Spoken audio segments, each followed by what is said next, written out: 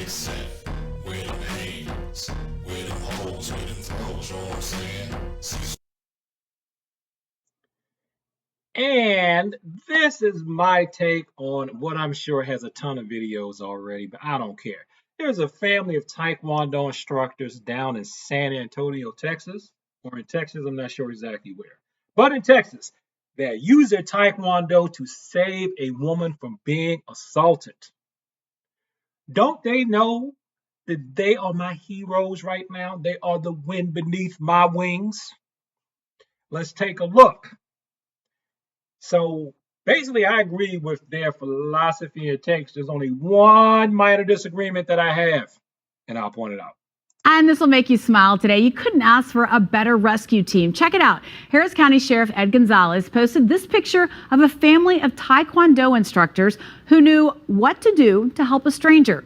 Now, the sheriff says a woman was screaming for help, so they sprang into action.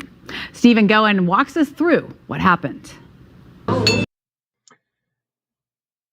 They had indomitable spirit. Pretty much that was that tenet. They just leapt into action. They were not afraid. And really, not just Taekwondo, Judo's mutual welfare and benefit. They thought of what would be the best thing to do for society and for the person that needs help, and they sprang into action. Kudos. Kudos. Stand up! All families fight. It's true. Hey, horseback says, ready to be. But for the An family, it's a way of life and the family business. I mean, it's my everything. I started when I was 4. Hey, hands up! One thing I want to say, the people that started with their parents and their families and stuff when they were 4, they're in a different league than the rest of us. Even if you may be able to outpoint spar one of them, when people start that young, it comes up as part of their body, their soul, their spirit. It's for everyone to be like riding a bike to them, in my opinion. In my opinion. Still, this family couldn't have imagined just how important their years of Taekwondo training would be until yesterday. Show me! When the Ans were coming back from a late lunch around 4 p.m., 20-year-old Simon says he heard screams at the Cricket Wireless store next door. And the second scream, we knew it was like a cry for help. When they opened the doors, 22-year-old Hannah says they saw something horrible. And I saw a man on top of a woman, and the woman is on the ground. Okay, Tanya! After that, it only took a moment for their dad, Grandmaster Han An, to jump in. He grabbed the suspect and took him down. And he just kept him in the corner. He just kept pushing down. Automatic self-defense, automatic Taekwondo style. Simon and his brother, 18-year-old Christian, also stepped in to help. Now, he said he kept pushing on the guy. He held him in the corner. That he probably did what I did one time when a really big guy was having a seizure. I wasn't there, but he may have used like a palm strike to put on the back of the shoulder. That was a technique that I got from a Tai Chi person.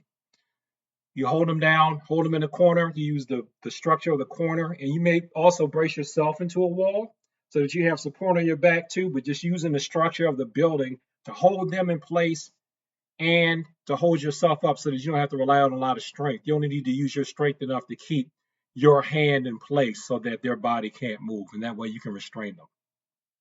While Hannah and her mom Hong took the woman back to their dojo, Making sure that she's okay, because she needed that after that experience. According to Sheriff Ed Gonzalez, when deputies arrived, that suspect, identified as 19-year-old Alex Robinson, was still pinned to the floor. He was clawing his way out. He bit my dad. Back at the We don't practice biting. Those of us that may do a judo or jiu-jitsu or, Brazilian jiu-jitsu, when we restrain people, you notice how we don't allow biting in contests?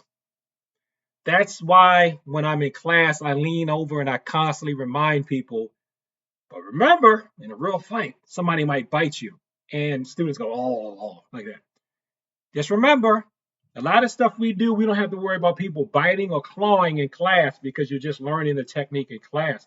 That's why I've modified some of the pins. I'll teach you a version of what to do, what I think you should do for real, and where to put your head in case somebody tries to bite you. Keep that in mind. Real life, real people bite. They bite.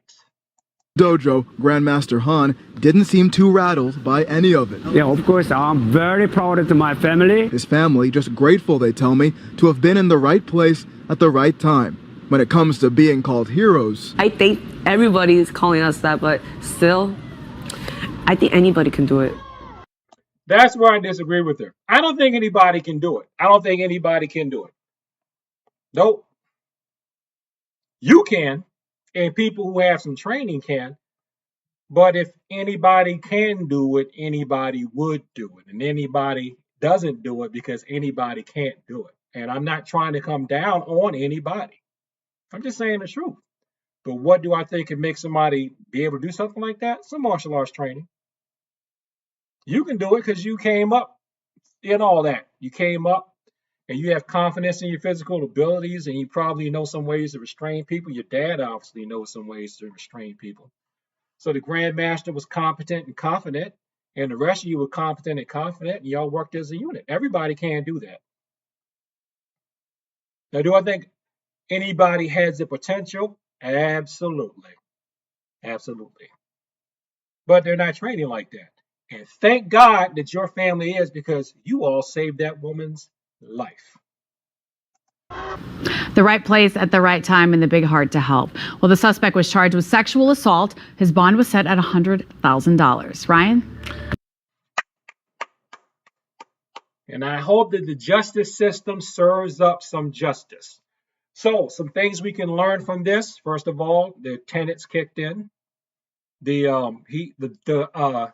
Not just a tenet of indomitable spirit, which is the obvious one, but also he had enough self-control. The Grandmaster had enough self-control to not mete out his own justice after what they saw, which I think would be a big temptation for a lot of people. But he had enough self-control to just hold the man there until the police could arrive and take it over. Kudos to them. And I think that looks like the mother and the daughter were definitely doing the mutual welfare and benefit from judo when they took the victim aside and was comforting her and making sure that she was okay. So hats off to them.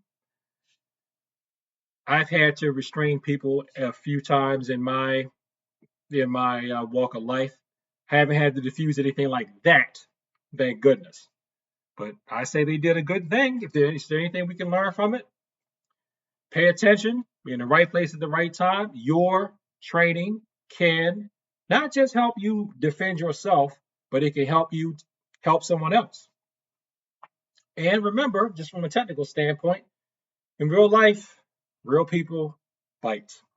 So that's something we could try to train for once people, get their basics down. That's something we can train for in our dojons, in our dojos, our kuns, and whatever we train. So big salute to the On family.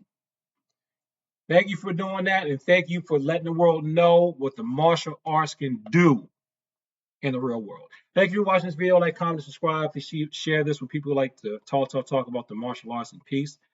And if you like some of the music I use on this channel and my videos, check out the Cecil Ryu Hip Hop channel. Peace, and as always, thank you for your time. I appreciate it.